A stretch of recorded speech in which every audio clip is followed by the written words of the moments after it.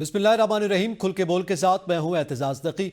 आज के प्रोग्राम में हम जिक्र करेंगे कि अमरीकी कांग्रेस के 62 अरकान ने जो सदर जो बाइडन को खत लिखा था, उसके जवाब में आज पाकिस्तान के 160 पार्लियामेंटेरियंस ने वज़ीर आज़म को खत लिख दिया है। इसके क्या असरात होंगे, इसके साथ हम बात करेंगे कि आज गुफ्तगू की है बानी PTI की बहन ने बिलखुसूस अमरीकी इंतखाबात और ट्रंप के हवाले से, और इसके साथ साथ बैरिस्टर सलमान अकरम राजा ने शेर अफजल मरवत को भी मशवरा दिया है।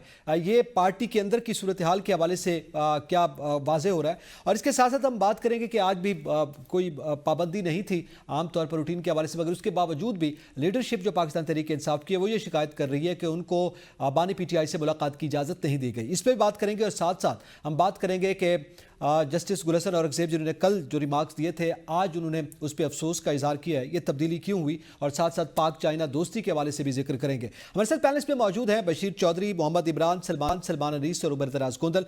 मैं तमाम पैनलिस्ट को वेलकम करूंगा।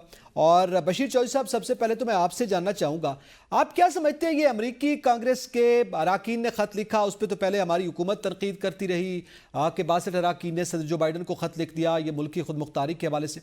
अब हमारे अपने पार्लियामेंटेरियन ने वज़ीर आज़म शहबाज शरीफ को खत लिख दिया, जो कि उसके जवाब में एक तासुर दिखाई देता है कि वो लिखा गया। क्या फ़र्क है इन दोनों खतूत में? देखिए, इन दोनों खतूत में फ़र्क ये है, जो बज़ाहिर नज़र आता है वो ये है कि अब बाकी जो अमेरिका है, वहाँ पर जो लॉबिंग है वो बड़ा एक किस्म का, जिसको कहते हैं ना, एक लीगल मैटर है। वहाँ आप अरकाने कांग्रेस को और अरकाने सेनेट को पैसे देकर जो है वो लॉबिंग कर सकते हैं, लेकिन पाकिस्तान में आप अरकान को लीगली पैसे दे के लॉबिंग नहीं कर सकते। तो इस जब अमेरिका के लोग खत लिखते हैं, बज़ाहिर वो इंसानी हकूक को बुनियाद बना के जो है वो इस तरह के इक़दामात उठाते हैं, और बाज़ औक़ात ऐसा होता भी है कि वो अपने जायज़ कंसर्न जो है वो उनको उठाते हैं, और इंसानी हकूक के बड़े हकीकी मामलात उनके सामने होते हैं, जिनको लेके वो सदर को या बाकी जो उनके ओहदेदारान हैं उनको खत लिखते हैं। और ज़ाहिर है, जब अमरीकी अरकान ने ये अपने सदर को ये खत लिखा है कि पाकिस्तान में बानी PTI जो हैं उनके उनके ऊपर मुश्किलात हैं, उनकी जमात के ऊपर मुश्किलात हैं, और काफ़ी हद तक उनमें सदाकत भी है, तो उसमें उन्होंने अपने खदशात का इज़हार किया है। तो जवाब में जब पाकिस्तानी हुकूमत, पाकिस्तानी जो अरकान पार्लियामेंट हैं, उन्होंने एक स्टेप लिया है, और उन्होंने अपने वज़ीर आज़म को ये लिखा है कि चूँकि पाकिस्तान एक खुद मुख्तार मुल्क है, पाकिस्तान के अपने कवानीन हैं, पाकिस्तान की अपनी अदालतें हैं, और अगर पाकिस्तान अपने किसी शहरी को, चाहे वो साबिक वज़ीर-ए-आज़म ही क्यों ना हो, उसको कोई सज़ा सुनाती हैं, या उसके खिलाफ पाकिस्तानी अदालतें कोई कार्रवाई करती हैं, या पाकिस्तान के कानून नाफ़िज़ करने वाले इदारे कोई कार्रवाई करते हैं, तो किसी दूसरे मुल्क को ये हक नहीं पहुँचता, या किसी दूसरे मुल्क के अरकान पार्लियामेंट को ये हक नहीं पहुँचता कि वो उसपे दखल अंदाज़ी करें, उसपे तबसरा आराई करें, या उसमें किसी किस्म की मुदाखलत का मुतालबा करें। और इस मौक़िफ़ को खुद अमरीकी वज़ारत ख़ारिजा की तर्जमान ने भी जो है वो तस्लीम किया है। उन्होंने कहा है कि इमरान खान या उनकी जमात का जो भी मामला है, वो पाकिस्तान का अंदरूनी मामला है, और सफ़ारती सतह पर इसको ऐसे ही देखा जाता है। लेकिन ज़ाहिर है, एक ख़त जो है वो लिखा गया, और उस ख़त के जवाब में यहाँ से भी ख़त जो है वो लिखा गया है। तो बुनियादी तौर पर इन दोनों खतूत का, सिवाय इसके कि एक गिमिक है, एक कह लें जी कि एक तरह से पैगाम रसानी है। इसके अलावा इसका ना कोई आईनी और ना ही कोई कानूनी कोई जवाज़ है, ठीक स्टैंडिंग्स है। हैं, ना ही इस पे कोई किसी किस्म की कोई कार्रवाई हो सकती है। एक कार्रवाई है, एक कागज़ी कार्रवाई है, जो दोनों अरकान अरकान ममालिक के अरकान पार्लियामेंट की जानिब से की गई है। ठीक है। अब ये ख़त की कार्रवाई भी तो ज़ाहिर है हमारे मुल्क की सियासत में बड़ी प्रोमिनेंट होकर आ गई है ना। ख़त और जजेस के ख़त, कतरी ख़त, और फिर ये वाले खतूत आ गए हैं। इमरान, मैं आपसे जानना चाहता हूँ, क्या आप समझते हैं कि इस तरह के जो खतूत हैं, चाहे वो सदर जो बाइडन को लिखा जाए, या उसके जवाब में या उसके रिएक्शन में हमारे पार्लियामेंटेरियन लिख दें वज़ीर आज़म को, क्या ये मुल्की सियासत या इंटरनेशनल सियासत पर कोई इम्पैक्ट डाल सकते हैं? Thank you so much Aitzaz. इस तरह के खतूत का कोई ख़ास इम्पैक्ट नहीं होता, सिवाय एक बड़ी खबर बन जाती है। यह है कि अगर अमेरिका के कांग्रेस अरकान लिखेंगे तो थोड़ा ज़्यादा बड़ी खबर बनेगी, इंटरनेशनल मीडिया भी उसको हाईलाइट करेगा। पाकिस्तान वालों ने लिखा है तो उस तरह की खबर नहीं बनेगी, लेकिन लोकल मीडिया और लोकल सतह पर वो अंडर डिस्कशन मामलात आते हैं। अगर इस खत से हमें इतना ज्यादा मसला था जो कांग्रेस के अरकान ने लिखा, और जैसे कि आज हुकूमती अरकान की जानिब से एक जवाबी खत लाया गया है, तो इसमें फिर जो हुकूमती जमातें हैं उनके पार्लिमानी लीडरान, जैसे कि खुद वजीर आजम साहब को भी इस पे फिर दस्तखत करने चाहिए थे, या फिर बिलावल भुट्टो साहब, आसफा भुट्टो जरदारी साहिबा, तो इस तरह के किसी बड़े लीडर के इस खत पे दस्तखत मौजूद नहीं है। ये एक रस्मी कार्रवाई की गई है आज हुकूमत के पार्लियामेंटेरियंस की जानिब से। इसके अलावा इसका कोई बड़ा मकसद नजर नहीं आता। आप इसके मंदरजात देख लें, वही 9 मई की बातें, वही सारा इमरान खान की हुकूमत और उनके जो एहतजाज हैं उसको फसाद कहना, इंतशार कहना, जो हुकूमत एक लाइन लेके चल रही है वही बातें इसमें भी रिपीट की गई हैं। कोई लॉजिकल अगर फिर आप बात करते हैं तो फिर आपको जो अमेरिकन कांग्रेस के अरकान के खत में लिखा गया है कि इलेक्शन के ऑडिट के हवाले से उन्होंने मुतालबा किया था, तो जवाब उसका इस तरह से आना चाहिए था कि हम इंटरनेशनल फोरम पे इंटरनेशनल जो मुबसरीन हैं उनकी मौजूदगी में हम इलेक्शन ऑडिट कराने के लिए तैयार हैं।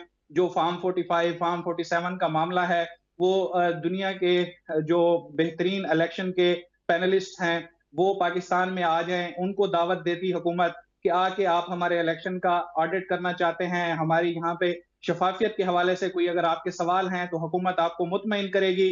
तो इस तरह के जो पॉइंट्स अगर इस खत में शामिल होते तो फिर ये एक बहुत बड़ी खबर बनता और ये इस तरह से होता कि हुकूमत इस चैलेंज को कबूल करती। लेकिन हुकूमत बैक फुट पे है। यहाँ पे तो सिर्फ हमारी जो मकामी अदालतें हैं वहां पे हुकूमत उस तरह से अपने केसेस की पैरवी करने के लिए तैयार नजर नहीं आती।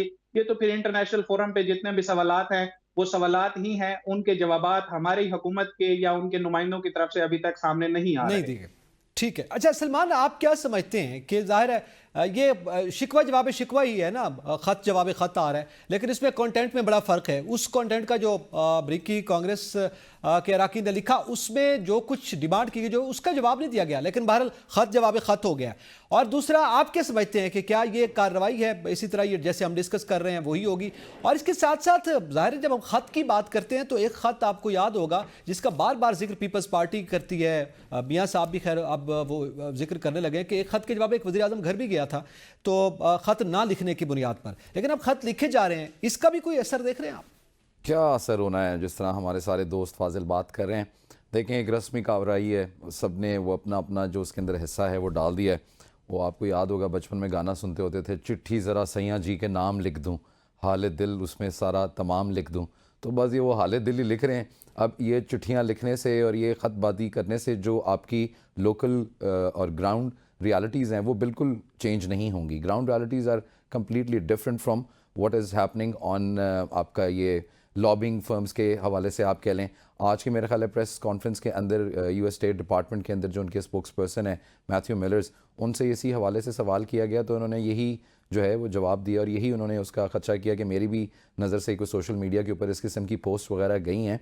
और उन्होंने कहा कि क्योंकि उसके अंदर जिक्र था गालिबन कि ये जोइश लॉबी है, जो ये 62 अरकान जिन्होंने ये साइन की थी और ये एक लॉबी को रिप्रेजेंट करें, तो उन्होंने उसके ऊपर जो उनकी स्टेटमेंट थी यूएस स्टेट डिपार्टमेंट की वही थी कि क्या ही बेहतर होता कि ये जो मामलात हैं वो मेरिट्स के ऊपर उठाए जाते, इसके अंदर गवर्नेंस के ऊपर बात होती या डेमोक्रेटिक नॉर्म्स के हवाले से बात होती। ये एक रिलीजियस कॉनोटेशन के अंदर बात की गई है, तो we really don't want to take it further, और वो बात वहीं पे जो है वो दबा दी गई।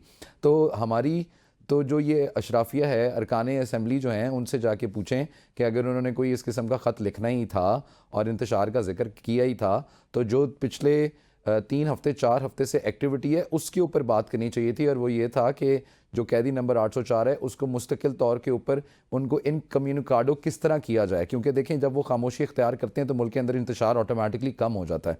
आपने जिस तरह नोट किया होगा कि गालिबन 3 या 4 अक्टूबर को उनसे आखिरी दफ़ा को मुलाकात हुई थी और उसके बाद कोई बहुत तफसीली मुलाकात या सियासी जो उनकी पार्टी है उसकी कोई तफसीली मुलाकात नहीं हो सकी, जिसके ऊपर अब सारा शाखसाना चल रहा है और पूरी दुनिया के अंदर इस वक्त हाहाकार मचा हुआ है कि हाय खान साहब से उनकी टीम को मिलने नहीं दिया जा रहा। अच्छा ही है, मेरा ख्याल है ये जो 160 अरकान ने ख़त लिखा है पाकिस्तान के अंदर, क्या ही बेहतर होता कि वो उसके अंदर ये लिखते और डिमांड करते अपने वज़ीर आज़म से कि सारे काम तुसी छड्डो, पहले इस बंदे का मुंह बंद कराओ, क्योंकि जड़ा बंदा है इसके मुंह खोलने की वजह से आपके मुल्क में इंतशार होता है, और जो बाकी उन्होंने सारी बातें की हैं। तो देखें, कॉन्क्रीट काम तो हम फिर भी पूरा नहीं करते। एहतजाज भी जो है वो हाफ हार्टेडली को मुंह रखने को, कोई जमा खर्च करने के लिए, ज़बानी जमा खर्च करने के लिए हम कर लेते हैं। We don't want to substantiate those things, और ये ज़्यादा तकलीफ दे बात है। और जो ये अरकान का मामला है, मैं तो हमेशा आपको पता है नकीस में कहता हूँ कि अशराफिया के मामले हैं, ये अमीरों के चोचले हैं, उन्होंने उसको ख़त लिख दिया, उन्होंने उसको ख़त लिख दिया। नहीं, इस खत में तो उन्होंने वो बात लिखी ना इंतशारी वाली, और 9 मई और वही। हाँ, लेकिन उसमें उन्होंने खान साहब के बयानबाजी पे पाबंदी की बात नहीं ना की, उन्होंने उसका कॉन्टेक्स्ट बड़ा डिफरेंट रखा है। मेरे ख्याल में अगर इस खत का कॉन्टेक्स्ट थोड़ा सा चेंज किया जाता तो पाकिस्तान की सियासत के ऊपर उसके बहुत अच्छे असरात जो हैं वो आ सकते थे। And I am a very firm believer. वैसे अगर आपने अभी नोट किया हो तो आज 2-4 दिनों से कुछ और एक्टिविटी है। बुशरा बीबी ने जो है वो ड्राइविंग सीट ले ली है, पीटीआई बीबीसी ग्रुप एक्टिवेट हुआ है, आज वो लाहौर के बिल्कुल अंदर सही, उस पर भी बात करते हैं जरा सियासत के वाले तो से। आपको पता है खान साहब के बहुत सारे हैं मार्केट में। जी ठीक है। अच्छा उमर दराज गुंदल, आप क्या समझते हैं? हम खत का जिक्र कर रहे हैं, इसके असरात की बात कर रहे हैं, इसमें जो कंटेंट में जो बयानिया वही इंतशारी, वही 9 मई वही बात की गई, क्या इसके अलावा हुकूमत के पास कोई बयानिया नहीं है? और फिर जिस तरह से अभी इमरान ने या सलमान ने भी बात की कि फिर उसका लॉजिकल जो है, बिलखसूस इमरान ने बात की कि वो जवाब दिया जाता जो अमरीकी कांग्रेसमैन ने लिखा। तो आप क्या समझते हैं इन दोनों खतूत के हवाले से? मेरे ख्याल से इस खत को लिखने वाले भी हंसे होंगे, उनको उनका हासा छूट गया होगा कि वो अमेरिका को क्या लिखेंगे। होना तो ये चाहिए था कि हम उनको लिखते एक एक करके कि देखिए आप हमारे इलेक्शन के ऊपर सवाल उठा रहे हैं, हमारा इलेक्शन तो दुनिया का साफ शफाफ इलेक्शन है, आप बताएं ना कि आपके इलेक्शन के अंदर धांधली कैसी होती है, आप बताएं ना कि अमेरिका के अंदर पोलिंग स्टेशन के ऊपर जीतने वाले आरओ के कमरों में कैसे हार जाते हैं, आप बताएं ना कि हम इलेक्शन खुलने के डर से आपने इस बार सुप्रीम कोर्ट का चीफ जस्टिस बदल दिया, पूरी कानून साजी बदल दी है।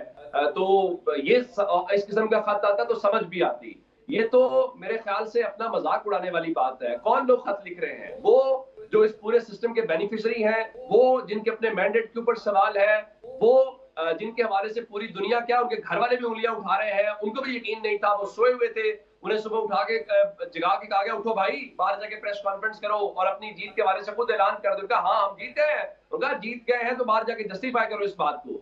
मेरे ख्याल से इससे ज्यादा मजाक क्या हो सकता है? और आप ऐसी सूरत हाल में भाई वो कल आईएमएफ के मामले के ऊपर आपको करेंगे, आपके यूज क्यों मोड़ेंगे, आप क्या जवाब देंगे? आपके इलेक्शंस के हवाले से उन्होंने एक कमेटी बना दी और कुछ एक उनके फॉरेन ऑफिस से एक स्टेटमेंट आ गई तो आपकी दौड़ें लग जाएंगी, आप पता नहीं कहां कहां जाएंगे। क्या मजाक कर रहे हैं? अपना घर सीधा करें, इन हाउस करें, इन ऑर्डर करें, और आप बढ़के मार रहे हैं कि हम पता नहीं आपके खत से क्या हो जाएगा। आप शुक्र करें कि आप क्या समझते हैं? सदर ईसाइयों के ऊपर तस्वीर बनाने का मौका मिल गया। इसकी जरूरत क्यों पेश आई हमारे पार्लियामेंटेरियंस को? इससे क्या फर्क पड़ जाएगा? और क्या वज़ीर आज़म शहबाज शरीफ से क्या तवक्कुह है? पाकिस्तान की पार्लियामेंट को बहुत पाकिस्तान की पार्लियामेंट की बुनियाद के ऊपर यूएन जनरल असेंबली का इजलास बुला लिया जाएगा, यूएन सिक्योरिटी काउंसिल का इजलास बुला लिया जाएगा कि पाकिस्तान की पार्लियामेंट से ये हो गया है। तो आप देखिए कि आप तो दुनिया के अंदर जो पूरा वर्ल्ड ऑर्डर है वो इस सकते में आ गया होगा। भाई अपनी पहले कानूनी हैसियत तो वाजे करो, पहले ये तो लोगों को बताओ, अमेरिका को मत बताओ, पाकिस्तान के लोगों को बताओ कि हम वही हैं जिनको आपने पोलिंग स्टेशन में जिताया था। पाकिस्तान के लोगों को तो यकीन दिलाओ पहले, और लोगों को क्या अपने घर वालों को यकीन दिलाओ कि आप लोग वाकई जीते हुए हो। सही है। अब इसी के साथ ही जाहिर है, अब ये जाहिर है आइडिया कहाँ से आया, और बिलखसूस जो जेन्युइन इश्यूज़ है आवाम के, उस हवाले से खतूत या उस हवाले से कोई बात क्यों सामने नहीं आती, ये सवाल जगह पर मौजूद है। नाज़रीन यहाँ पे वक्त तो एक ब्रेक का, साथ रहिएगा।